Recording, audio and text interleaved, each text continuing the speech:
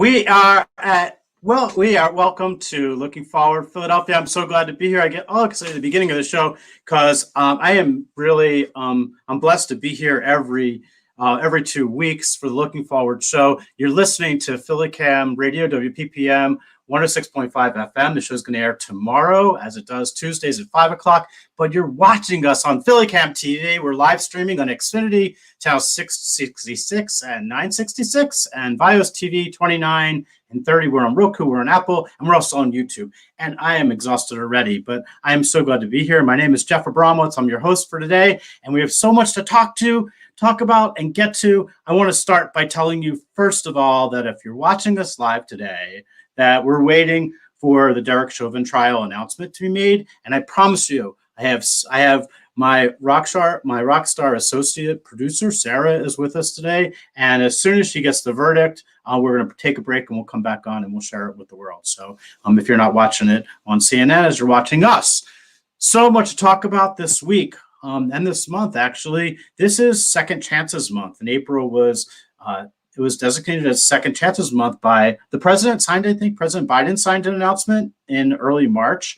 And recently, our Governor Wolf here in Pennsylvania, as well as our Attorney General, got together this past week, and they signed the proclamation acknowledging that it's Second Chances Month. So the thing about Second Chances Month is that it is a great in concept kind of idea, that we're really giving second chances to the men and women that are involved in our justice systems. And in fact, that's what Looking Forward really is all about. It's all about justice, about helping people that have been touched by the justice systems, whether they're individuals that have gone through it, or families, or friends, or people that work in the system, as you're going to hear from one of our guests today. So I'm really the topics that we talk about are really ways of trying to help people navigate the journey and understand it a lot better. So when we talk about Second Chances Month, I get a little frustrated because quite often the work that I do in working with men and women that have gone through our justice system, they never really had a first chance. A lot of the men and women that I see and work with in our Looking Forward program at Jeff's Human Services, they're men and women that didn't have a first chance. They're marginalized populations, many Black and brown men and women that didn't have a shot to begin with. And then the second part of second chances that kind of gets me is that a lot of people that go through our justice system need more than a second chance. They need a third, fourth, fifth chance. They need as many chances as we can give them as possible to keep them out of prison and to keep them on the pathway so that they're successful. So that's my first thing, is listening, the understanding that words really do matter. And I've been working on a project with the Philadelphia Inquirer with a whole bunch of journalists, as well as their editing staff, and talking about words matter, especially when it comes to justice. And we're having these real intense discussions about the words we use when we talk about individuals that are involved in our justice system. And in a recent meeting, I'm free to share that my main point in the discussion was that we really shouldn't be looking at the crime that was committed or the act that was committed, but we should look at the reason that the crime was committed and what led the individual to get to this point. So we're having these awesome discussions, and I'm hoping within the next few weeks I'll be able to share some more about the project and what the suggestions are and outcomes and how we're going to be moving forward in this space. I also want to report that last week I had the honor and privilege to go to a new program here in Philadelphia. It's called NCIA Vocational Training Center. And this new program is operated by a previous guest of ours and a friend, Seth Williams, who used to be the district attorney here in Philadelphia. And Seth opened up this center through NCIA, and they have a HVAC program and also a culinary program. I believe it's 15 weeks of training, where you get a certification when you're done, and 12 months of support after that. I'll give you the number towards the end of the show, but I wanted to give a shout out to Seth in particular for some great work and transitioning and finding his way.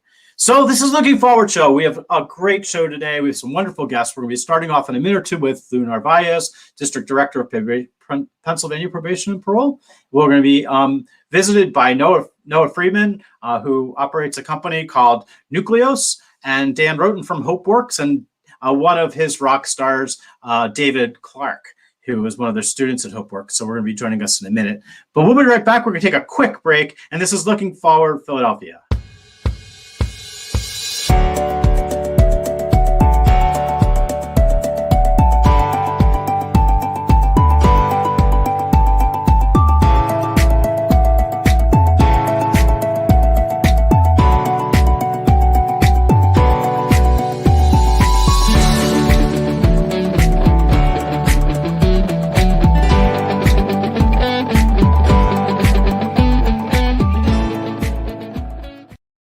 So we are here with our very first guest. He always starts the show off, and he's become a good friend of not only Looking Forward, but of me personally. And we're blessed to have Louis Navarez. How are you, Lou? Oh, I'm great, and thanks for having me, Jeff. Thank you very much. It is a pleasure. So Lou is District Director of Pennsylvania Probation and Parole, and part of the Department of Corrections umbrella right now. And Lou works in a space in Philadelphia, one of the most challenging areas of our city, if not our entire country, right in the heart of North Philadelphia, where many of your agents are. But Lou, let's check in, see how you doing and what's going on. Anything that you want to get on our radar screen today? Well, yeah, there are several things, and I just wanted to again thank you, because your show is really a plus as it relates to getting the word out as to the plight of many of the individuals who are on parole, who are on probation, and who go through the justice system, and many which don't have a comprehension of the justice system and how it works.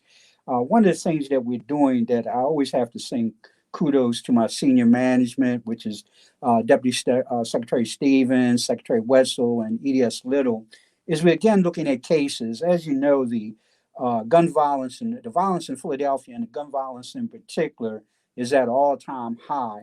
So being transparent as we are as an organization, we begin to look at caseloads and see what we can do specifically to try to eliminate some of the violence, because part of the problem is that we've identified is not just that some of our parolees are actually involved in the violence, but they're also victims of the violence. So that being said, we're in the process of now at re-examining caseloads again.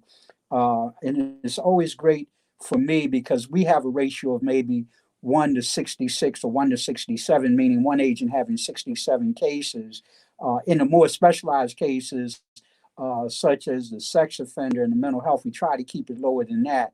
But that gives the agent the opportunity to work more intense and try to address the needs of the individual reentrant, and also address the risk of that individual as well. So that's some of the things that's going on. We continue to enhance our partnerships with the various city and private agencies to see how we best service our clientele in helping them to successfully reintegrate back into the community. Yeah, so I'm curious. First of all, you mentioned gun violence, and we know that it's been a real issue in our city. Over the last 2 years in particular, it's been really ramping up over the last year. And I'm wondering, do you see any correlation to what's happening in our probation system or in our justice systems? Any correlation between that and the increase in gun violence in our city? Well, first of all, I think it's really, in fairness to all involved, it's really good to get a good handle on the clientele we service. First of all, the problem that exists is systemic. The DOC and parole receive individuals whose society has failed on the whole. They have failed them as it relates to education, as it relates to employment, as it relates to housing. So we receive those individuals who the other bureaucracies has failed. And I'm not saying that in terms of blame, but just in terms of outcomes. People who have had no good experiences or weren't able to take advantage of the opportunities afforded them, and therefore they took it upon themselves to become engaged in activities that led them to the justice system. And the irony is that although it's a systemic problem, when you get to the parole department or probation, if it's the county, people are looking at you to fix things that were broken way before a case hits your desk. Yeah, I get that. I mean, there's no one can point the finger and say, look, it's just probation and parole. I mean, there are definitely systemic problems that exist. We're here, and part of the show today is really talking about overcoming some of those barriers. And one Right. of the things that really is impactful for me is the reality that education, Absolutely. how important it is, in particular regarding digital literacy. And, we talk Yes. about digital literacy, use of computers, but even the use of the cell phone, how important it is. And I'm wondering, when the world that you work in with your probation and parole officers, are there any programs internally that are encouraging officers to get people engaged in digital literacy and that kind of support programming? Oh, absolutely. So let's start before you even come to parole while you're in the institution. Now, the GED test is online, and it involves you taking the test online. So does the adult basic education, which is a cloud-based environment. But each institution has a business education learning lab. In there, they teach them the different applications like Microsoft Office, Excel, PowerPoint, those type of things. And then there's lessons on online etiquette and email. Now, when you come to the field, we have our community resource agencies that will work with you. And then we have agencies that we deal with. And I'm pretty sure you're familiar with Dorinda from the state, who's the workforce development specialist. Jeff, I know you work with her on different committees. I do. And yes, I know. And we have worked with CareerLink in the past with some of our agents. And what happens, they had a 5-week literacy program, digital literacy program back in December of 2019. But we all know what happened in March of 2020, which put the brakes on a lot of initiatives that were going forth. Part of the issue with digital literacy is that you have the core word of literacy in there, and literacy is reading. And what happens is we have clientele that they can, when they get on the street, they learn through home how to do Twitter, how to text, they can go Facebook, do other social media. But the purpose of digital literacy was to be able to engage the world you live in through the various mediums, but you still have to have the ability to comprehend. You still have to have the ability to communicate. And this is where my greatest fear lies.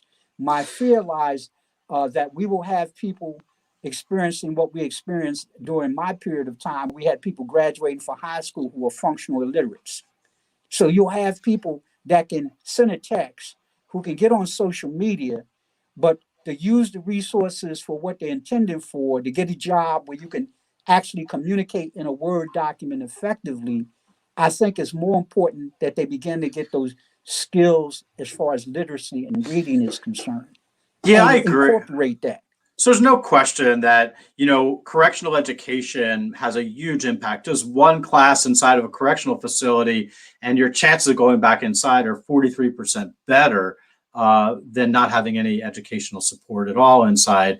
But the challenge that I have is, I just have not been able to get a really good, well-defined answer, even from Secretary Wetzel, is that why it's not mandated curriculum for everyone inside of our prisons before they're released, and even when they're going through their journey, that they have a computer lab there, that they learn how to use Microsoft Word, how to do it, how to do their resume online, how to do all these things, but really make it mandated for everyone. Because I do believe that when you come home, there are guys we know have been down 10, 15 years. They still think that the cell phone that they have has that huge backpack that you used to carry on your shoulder when they first came out.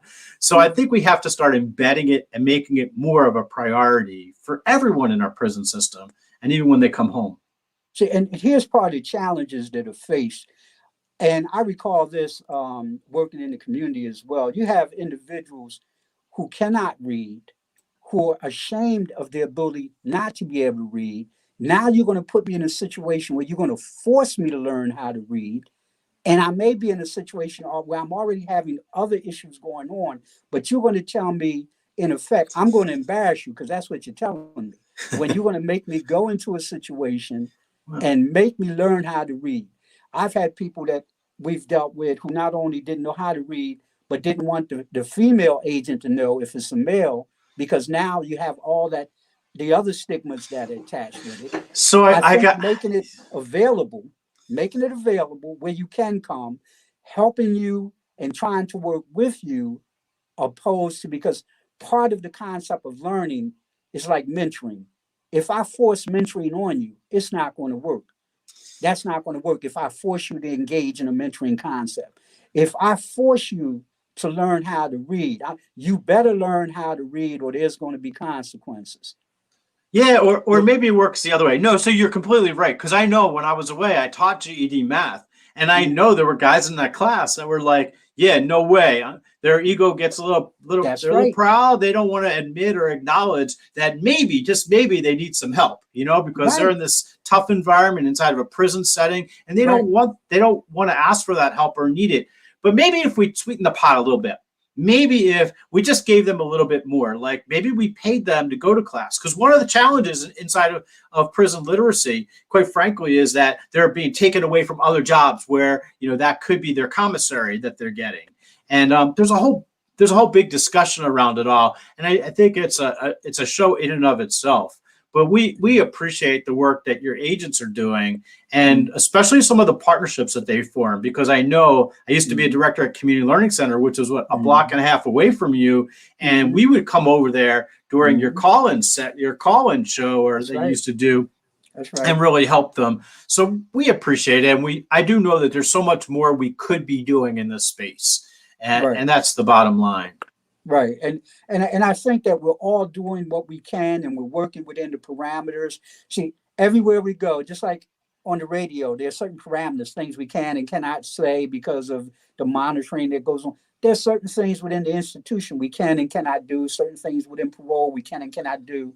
And we're all striving to meet that point where we can best service the population. But we do it within the parameters we work within. Awesome. So I have to go one more area before we let you go. I know your time is precious for us, but COVID-19. I heard that Secretary Wetzel made a mention that the vaccine has now been made available for both inmates and for guards and staff. Pretty remarkable. So he's been very proactive. He definitely had the vaccine being administered in each institution, and we would see the daily updates. Naturally, we put a stop when the Johnson & Johnson came out because we want to be consistent with what everybody else is doing. He's been right on top of it. Kudos to all the SCIs that's been involved. They've been doing a great job for staff and for the population as well. So this broadcast we blast it across the country. So for every state that is currently not vaccinating all of their inmates and all of their staff, get on the stick. Call Secretary Wetzel, pat him on the back, say, how you doing it? And get on the stick. We need to see everybody inside get vaccinated. And now that door needs to be opened up really, really wide. Mr. Narvaez, we appreciate you so much for coming on. And thank you again for sharing what's going on in the DOC and with probation and parole. It's always my pleasure. And thank you for having me. You're welcome.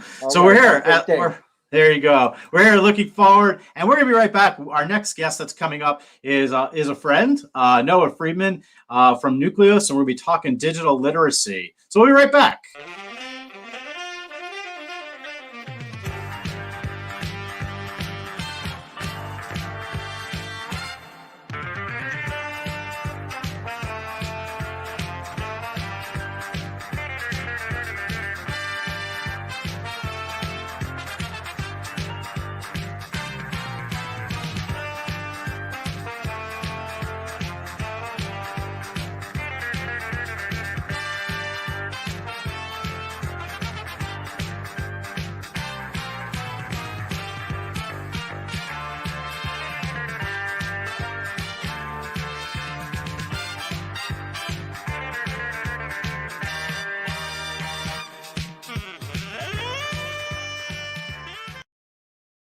Back, and I have Noah Freedman with us today. Noah he's a friend. He's also an entrepreneur. He is focused in the area of technology meets social justice. It's kind of a great place to be. His work is all around expanding access to digital technology and information inside and outside of our prisons. And he currently runs a company called Nucleos, a social impact company, which provides education and technology for people that are justice involved. Noah previously founded Portable Cloud, which provides software and online learning environments. And he did graduate work at Stanford's Graduate School of Education. And he is the rock. He's the person that facilities and correctional facilities go to. And I want to say hi to our good friend Noah. How are you? Hi, doing well. Good. You Calling are in from sunny LA here. I know it's sunny LA. I know you're in your car. So if we should lose you by any chance, just hop back on. We'll get you back on. But Noah, I'm so glad you were able to jump on today, because what people need to understand is when it comes to digital technology inside of corrections, that there's a few people that you can go to. They're your like go-to people whenever you want some information. So you were my go-to on this, because I had a chance to work with you with the Barbara Bush Foundation in a project with them, and realized that you wrote this document in March of 2020 with which was the gold standard for correctional education technology. And we really need to pick your brain, because not only do we want to learn about some of the challenges, but we also want to be aware of some of the solutions. So first, how are you?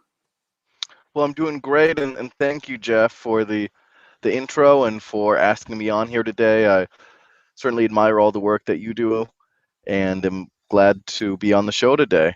And things are going great out here. We're certainly keeping busy, and I think it's a tense time with the Chauvin trial today. I feel attention has come up on a lot of different panels today that I've been listening to. But I think it's an interesting time to be doing the work that we're doing coming out of COVID, and with a lot of pressure for increasing social reform right now. Absolutely. So no better time to really talk about one of the most important challenges that we've been facing when we talk about justice and criminal justice, and also reentry, which is digital literacy. Can you just tell us, why, in your opinion, why is digital literacy and computer literacy so important for the men and women that are behind the walls? Certainly. Well, I think education and training in general is critical. And I think having access to a high quality education, to training that can lead to meaningful jobs and careers is essential. And part of the success of this education and training, and the whole work of correctional agencies, whether it's community corrections or corrections, is around helping people get back and being successful on the outside. So I think it's critical that we ensure that everyone behind bars has access to education and training that leads to successful post-release outcomes. And when you talk about the digital literacy component of that, I don't think you can have a high quality education today without some digital component. So I think that's a critical piece.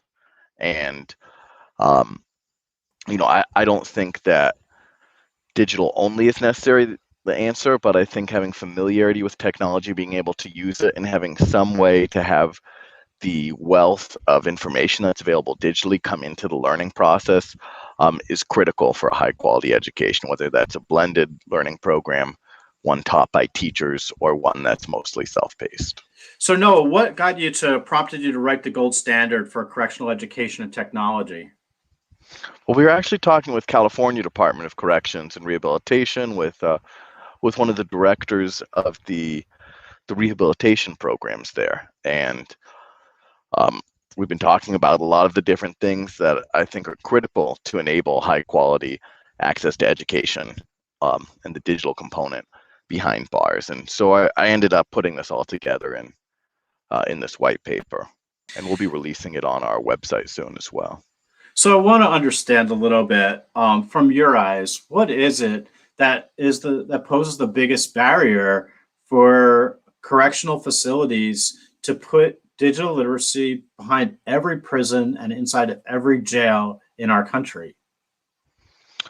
Well, I think the critical issue today, number one, is having some access to the internet.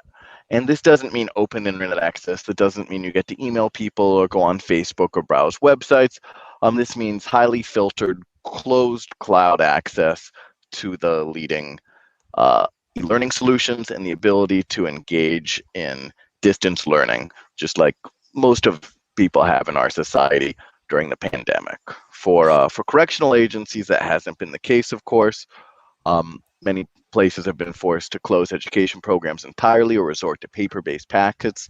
So having that digital access is key, not just to mitigating pandemics, but also to being able to expand access. And that comes in the background where we look at the statistics and we see less than 50% of people incarcerated in the US today have access to education and training behind bars. So with digital technology, we can increase that and we can get people more familiar with the skills they need to use on the outside. So we know that doing it's going to help. I mean, statistically, there's some great data. There's also some amazing programs. There was a program at San Quentin that they had, which was a digital literacy program that for on how to code. It was actually a coding program, and that their recidivism rate of the men that took the program was 0. Think about that. So across the country, we're at about 65% recidivism rate. It was 0 because we taught some people how to code and really find that career pathway. And then there's a whole educational piece of it. When you come home, the first thing you're told is, go find a job. And what do you have to do to find a job? You got to get online, right? And you got to file a job application online, which requires being able to navigate a computer and get around. How essential is the internet access in the correctional setting? Or would we be okay just with just plopping it down from a cloud with just some programs that people could access? I think it's critical to have that filtered internet access to provide access to the best resources out there. And that's because the most important web services people need to access and the highest quality learning programs are the most effective tools, such as being able to actually communicate with your professor. That all requires either communication or access to publicly hosted leading programs. We take something like a Udacity or a Coursera. That content has billions of dollars going into it. It's reaching hundreds of millions of people. That's different than the type of content that is necessarily available that can be put offline. If you're saying you want to put content on an offline server. So I think that internet access is key. And, I know there's talk of public bills at the Senate level right now going through to provide broadband access on a national level. So I think it's really important that as we're rolling this infrastructure out for our nation, acknowledging that digital infrastructure is actually a critical component of providing the infrastructure to support the 21st century economy. I think we have to also realize that this infrastructure is critical to enable a meaningful prison to job pipeline today. Yeah, it's interesting because I did have a chance to look at the Biden infrastructure bill.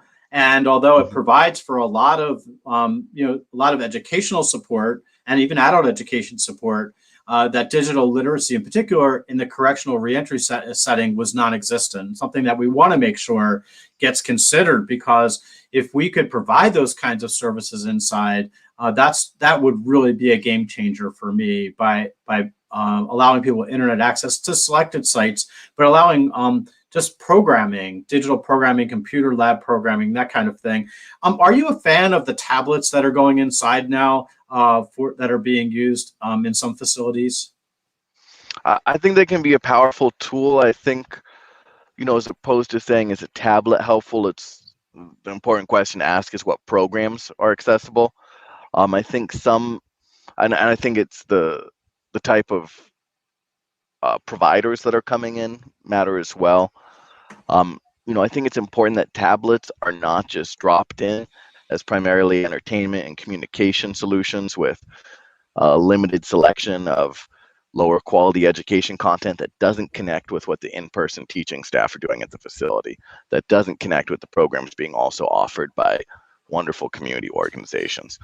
In that case, I think it can be negative because it's crowding out other solutions that actually are going to give people the best leg up. And that's when digital is in the service of helping in-person and blended programs, leveraging existing educational staff.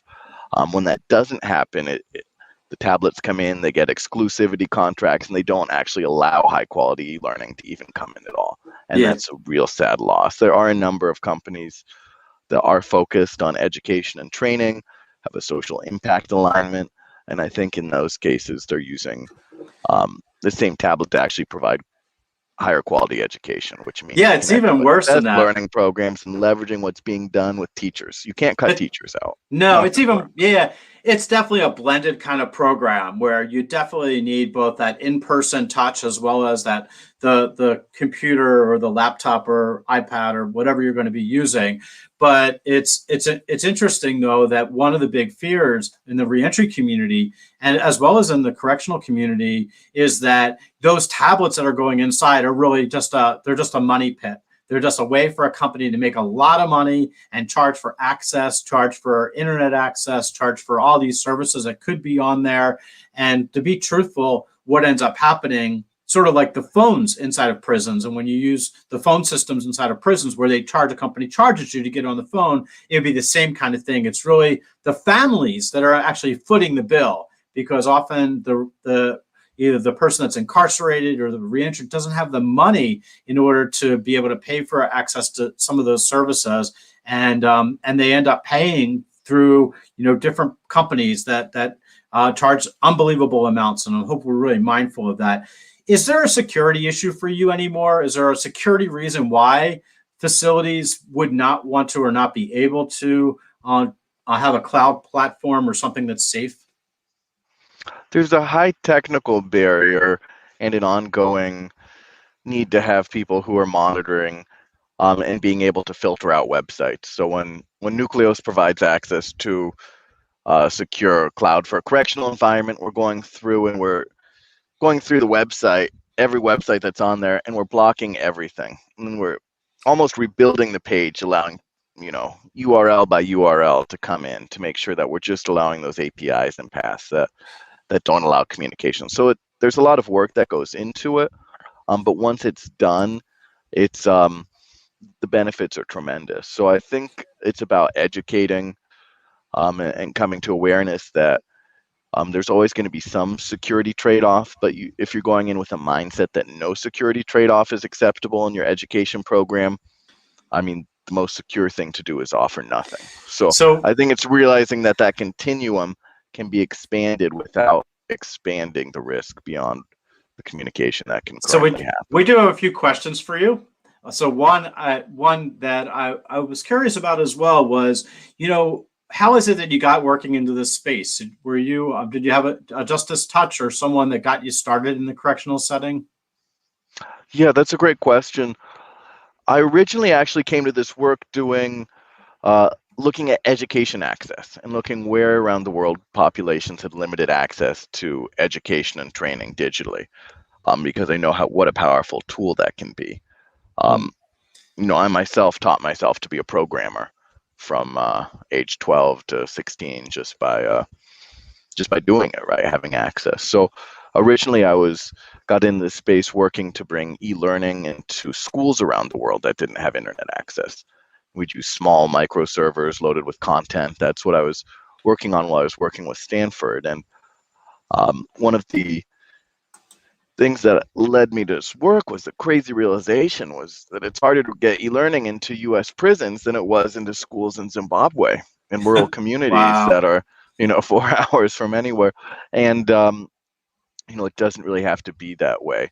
So I think it's once I realized that, and I've had friends who have been incarcerated and told me about the experience, but just looking at the statistics, it's clear that there needs to be a push to reform the system, to return to rehabilitation is really a core principle and priority. What does Nucleos do to kind of advance the ball on this? Well, Nucleos is focused on helping correctional agencies to educate, rehabilitate, and track outcomes more effectively. So we're focused first on access, getting more people access to high quality education and training programs.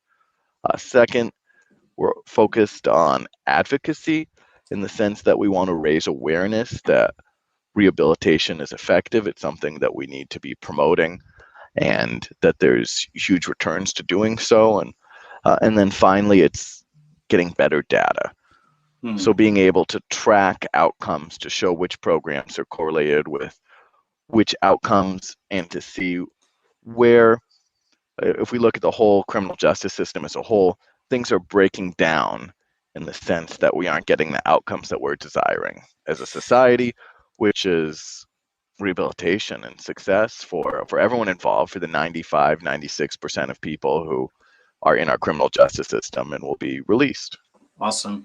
Well, I have to thank you for taking some time out of your day out in California to come join us. And I appreciate the work that you're doing and that Nucleos is doing in really pushing the ball forward when we talk about digital literacy and making it a real something that really is tangible inside of our prison systems today. Because I think that it's invaluable and that we need to start moving in that direction. So Noah, it's Noah Freedman. He's with Nucleos out in California. And Noah, thank you again for being on. You're listening to Philly Cam. We're going to be back in a minute with our next guest, Dan Rhoton from Hopeworks. And one of Dan's wonderful students is going to be on. So it's looking forward. We'll be right back. Thanks, Jeff.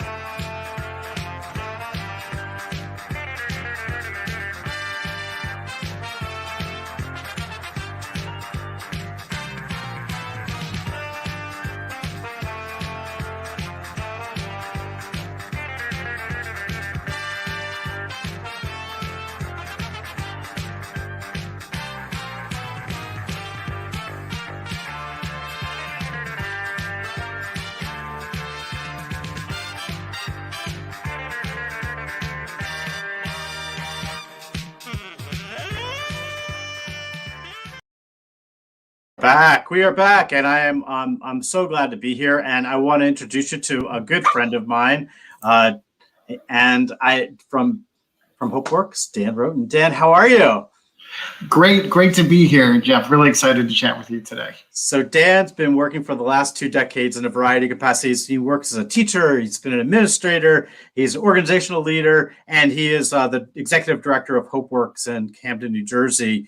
Dan, you've done so much, and I won't go through your full bio, but the thing that is most impressive is that the years that you've been involved in different projects involving educating men and women on computer usage and really giving them an unbelievable career pathway to success and sustainability and living wages.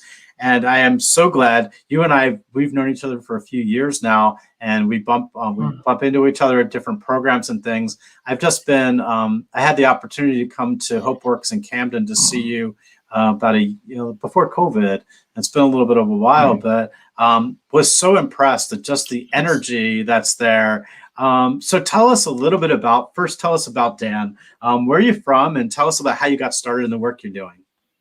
Yeah, so I'm from Pittsburgh originally, but how I got started in the work really is I started my career as a teacher at a detention facility. Wow. And I was there for 17 years. I was a teacher, I was vice principal, and the thing that really struck me about that experience was it was so much fun. I mean, I got to work with, it was so much fun. And a lot of times folks would say, well, that sounds like a tough job. And make no mistake, the young men I was working with, it was all men, had done bad things and they could be tough. But Jeff, and I know you'll appreciate this, I would tell them, and it's really true, I was teaching at the most selective school in the city. Every young person in my classroom had worked to get there, right? You don't get arrested for dealing drugs or doing bad things by sitting in your basement playing video games. Every young person in that place had done bad things. I don't want to make light of that, but also they had drive, they had fire, they wanted to change their life. Now, because of where they grew up and what was presented to them, they chose ways that got them in trouble. But what they had that is hard to replicate is that fire. And I got to be part of that every day. And that's the energy you talked about at Hopeworks too, is that drive to make change, I just want to get up and start running right now. You bring that energy with you everywhere you go. It's kind of exciting, but until you really experience it, until you really go to and see Hopeworks in action, all the great stuff you're doing. But let's go back a second to, we know a little bit of how you got started, but what drove you to Hopeworks? How'd you land there? So actually, it's really that experience. So I'm working with young men who, if they had grown up in a different zip code, if their skin was a different color, would have been lauded as visionary entrepreneurs, but instead they're stuck in the justice system. And it is clear that if young people have access to technology, capital, and the ability to do something with it, they're going to build amazing things. Mm-hmm. And listen, if I want to start a factory, I need lots of capital, right? If I want to own a car dealership, I need lots of capital. But if I have the right training and the right laptop, I can build something with technology that isn't just a product for the market, but something that can be responsive to my community. My young people taught me that, and then I came to Hopeworks so we could scale this idea bigger, right? So tell us about Hopeworks. What is Hopeworks and how does it work? Yeah, fundamentally at Hopeworks, it's a promise, right? It's a promise we make to young people that their future doesn't have to look like their past. Now, the numbers behind how we keep that promise is when young people walk through the front door of Hopeworks, 98% of them are unemployed. Average income when you walk in the front door is about $400 a year. When they walk out of the door of Hopeworks, their average income now is over $38,000 per year. And over 89% of them are still working 12 months later. That's what Hopeworks does. Now, how we do it is with technology and market forces, right? We train young people in technology. While we're training them in technology, we're also helping them learn the skills to translate the skills that have allowed them to survive where they are into skills that will allow them to thrive in a professional environment. By the time they're done training with us, they have the skills and they have the approach, but they don't have the experience, and they need that. So then once they're done training, Hopeworks hires them. Hopeworks runs businesses in web development, GIS, and data visualization, where we work with Fortune 500 companies to provide, and it's even smaller mid-sized businesses, to provide technology services to them. We hire our young people at a living wage to provide those services alongside with us. They get money, they get experience, and then a pipeline right into industry. So that's the most amazing part of Hopeworks to me, is because oftentimes we see these certification programs that are out there that, they provide with certification in whatever it is, whether it's IT and then they walk out the door and they're like looking around, like what should they do next? And there's no direction. But Hopeworks actually gives them that direction and puts them to work and really engages them so they get that experience, which is so crucial in the workforce. Absolutely.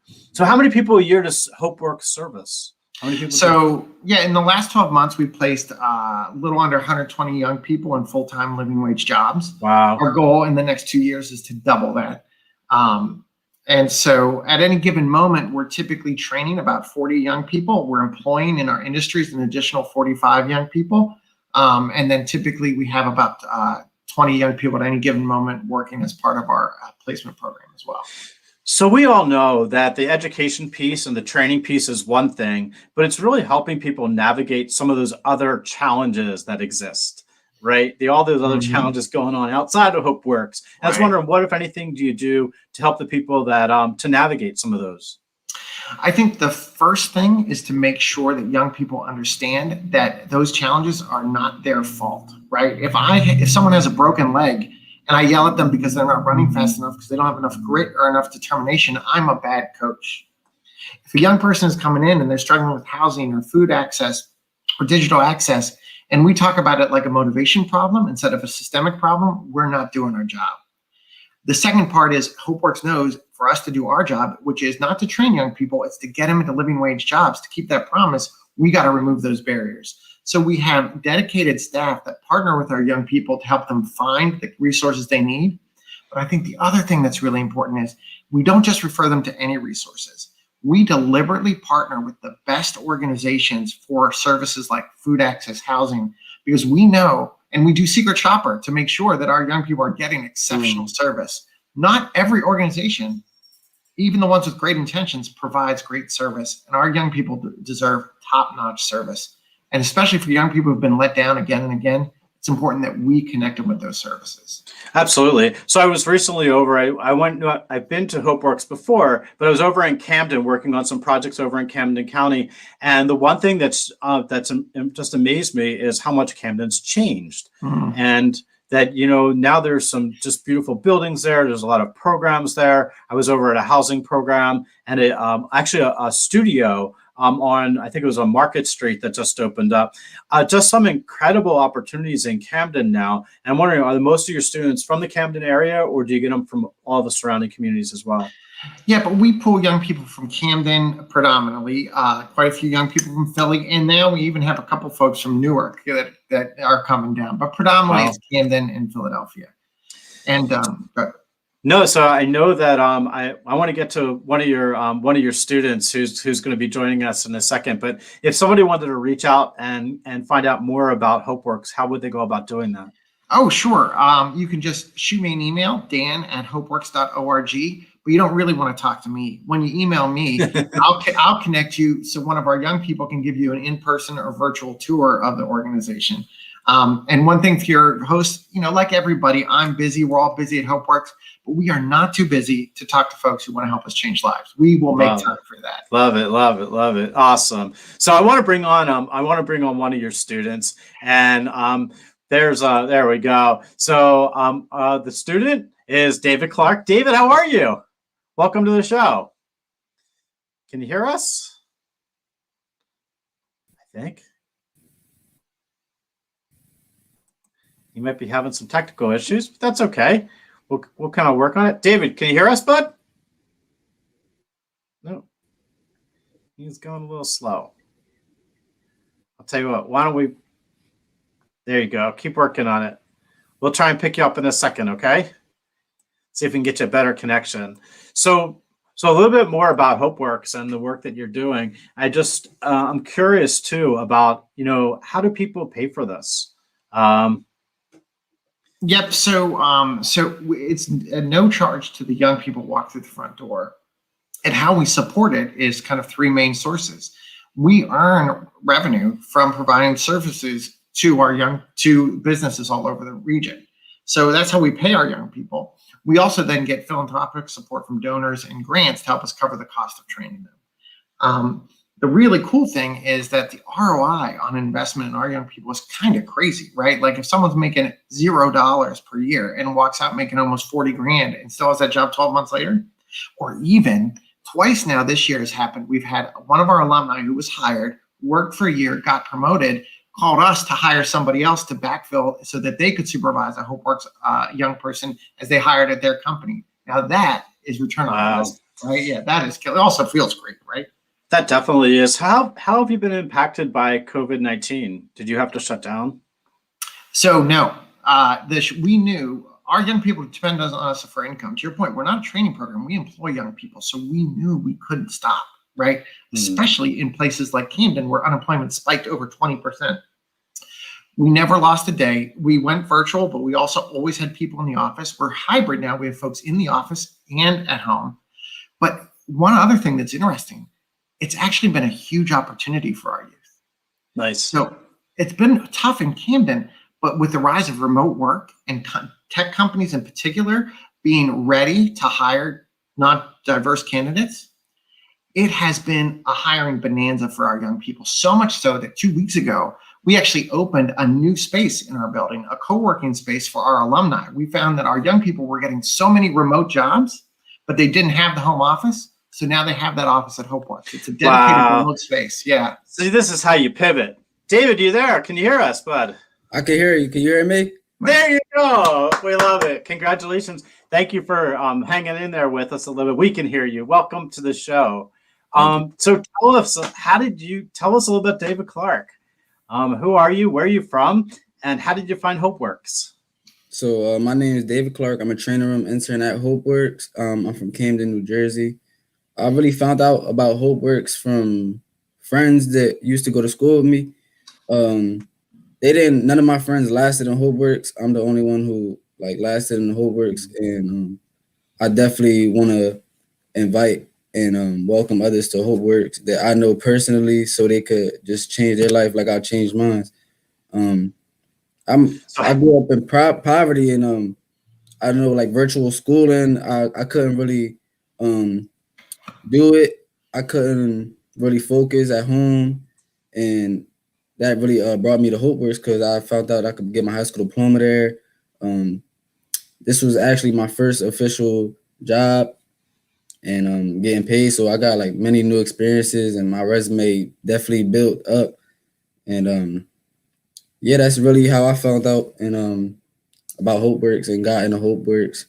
It's many opportunities here, and I definitely want to take off with my life. It's always something I want to do, and here at Hopeworks, it just helps me with that. So I feel like this was definitely the right place coming. I felt more at home in Hopeworks than I was at home. So I feel like that's definitely a big part of why I'm here. So I was a little nervous because a Hopeworks graduate trainer has got to be a little tech savvy. So I was a little concerned when you didn't pop right on. But we worked through that. That's technology. We pivot through that. So John, did you get your high school diploma or GED from Hopeworks? I'm in the process of taking my test to get it. Good for you. Good for you. Yeah, you can't something you can't. Once you get it, no one can ever take it away from you. So tell me a little about how hard is it? Like, how hard is the program, or how easy is it? Wow. I would say it's hard if you're if you got little I say like you're shy, or if you can't really focus. But I came into Hopeworks with problems and they got solved, being as though I didn't know how to present a website. I never presented my portfolio. I never did any like presentations like that. And like my career readiness coach helped me with that. And everyone else, they want you to ask for support all the time and ask for encouragement. So I feel like that was a big help, and that made it easier going through the training and going through everything, because everyone is willing to support you and encourage you. So That's pretty awesome. So you mentioned a career readiness coach. Does every student get one? Yep, every trainee gets one. It's 3, and they'll pretty much help you with financial problems, budgeting, and also things outside of Hopeworks. Any problems you have. So when you go there, I've been to Hopeworks, and I kind of get excited just walking in the door, because kind of relaxed, cool place where, I see people kind of huddling around. You have tables and stuff everywhere. You got little cubicles and stuff. And then you have some rooms where the glass wall and you can kind of go in. But so tell me a little about the experience there. Like what gets you excited when you walk in there? What really gets me excited is everyone is so happy, positive, and it's like very welcoming. So when I come in on a Monday, it's like it feels like it's a Friday. So so it's like a good feeling. And the fact that we get into huddle in the morning and the afternoons, and someone asking you how you feeling, what you got for your goals today, and what you're going to practice on your safety plan, things like that. I feel like that's good, because not everyone is going to check up on you or give you that support and encouragement. That's pretty cool. Do you huddle up every day when you get there? Is that the first thing that happens? 9 o'clock is huddle time. Everyone circles up. If it's a big circle, we want to split it up just so we can keep it safe. And that's pretty much all. We get a laugh sometimes, or most of the times, especially in the afternoons. And it'd be the little things throughout the day, just put a smile on my face. I love it. So I'm going to ask you one last question, because this is on television. It's also being recorded. So I want to play this back for you someday. Someday you're going to call me and say, Mr. A, remember when I was on your show and now I own Microsoft or something like that? So I want to know in 5 years from now, where do you want to be? In 5 years from now, I want to be financially stable. I definitely want to own property, housing. I definitely should be far in stocks. I'm gonna try to invest all I can. So I should be, my biggest goal in 5 years is to be financially stable. I come from a past of poverty, so I don't really want to go back, because I'm here today off a choice I made 5 years ago. So that's So how you mentioned Awesome. So we're going to play this back. I'm going to play it back for you in a few years. I'll be around. But I'm curious, you mentioned that you had some friends that didn't make it through the program. But if you had some words that you wanted to say to all the people that are out there, young people like yourself, to get them in the program, what would you tell them? I would tell everyone that if you want to change your life and better your life and strive for great things, that you definitely shouldn't second guess it. Always try to be better than what you was yesterday, and don't be afraid to take new steps and take steps after steps, like one step at a time. And also, things will get rough, but you just got to learn from it and keep going. David, I give you so much credit for all the work you're doing. Congratulations. You definitely are on such a great path. And I'm hoping that you find that career that you want and that you deserve, and just stick with it. But I know sticking with Hopeworks and finishing up the program and getting placed is definitely the right direction. Dan, any last words? If you have some people that want to find you and come to you, what would you tell them, and how can they find you?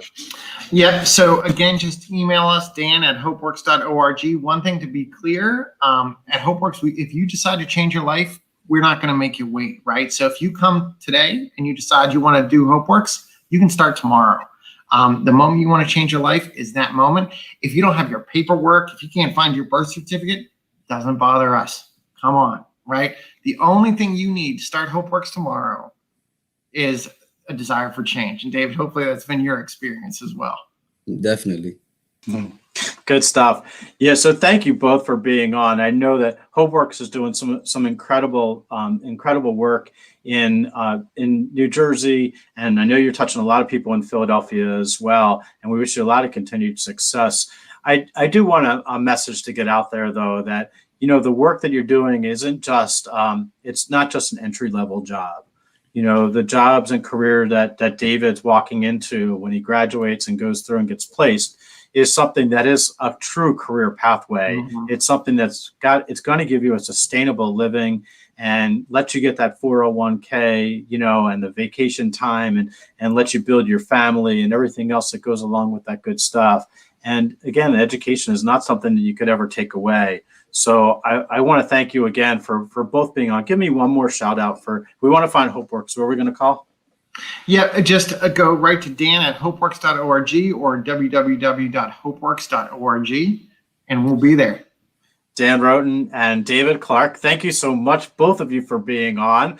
And we look forward to coming over and seeing more programming at Hopeworks and seeing your offices all get filled up, and looking forward to the program continuing to grow. If you want to make a donation, I'm sure you guys accept donations, correct? Of course, absolutely. Yeah, so they're a nonprofit, and we look forward to again the work that you're doing, and I'm sure we'll be seeing David Clark somewhere down the road, probably running some IT tech firm or doing foreign stock bond trading on Wall Street some point in time. So congratulations to both of you guys, and thanks for being on. So you're listening to Looking Forward, and we're winding down the end of the show. We had a great show today, and I want to make a few last comments, because there are some things that are really touching to me in the journey that I've been on. One of them is the fact that I spent 5 years in prison, have come home, and really been able to figure out navigating, getting back on my feet. And I will tell you that even for myself, coming home and technology posed a challenge for me. I just wish that everyone inside of our prison walls and that comes home from incarceration has the opportunity to learn how to operate and navigate a computer, the digital literacy skills that are essential to being able to survive today. I want to thank our guests today, Louis Navarez from Pennsylvania Probation and Parole, Noah Freedman from Nucleos, who did a great job in sharing their vision and their passion about digital literacy. I also want to give a shout out to Jeff Korsenik. Jeff Korsenik was on our show not long ago, and his book, Untapped Labor Pool, came out recently. And Jeff talked about second chances and how the economic value of second chances. So you're listening to Looking Forward. I am Jeff Abramowitz. It's been another great show. I want to thank all of our guests for being on, and we're going to see you in another week and a half. We'll be back with some more great guests and some more great shows. This is Looking Forward. Take care, everybody.